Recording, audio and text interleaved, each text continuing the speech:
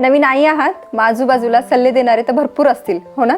पण खरा प्रश्न हा आहे की हा प्रत्येक सल्ला तुमच्या बाळासाठी खरंच योग्य आहे का? खाणं असो, ढेकर देणं, मालिश असो किंवा अंघोळ, लोकांनी सांगितलेलं सगळं मी करून पाहिलं आणि खरं सांगायचं तर तीच माझी सगळ्यात मोठी चूक होती.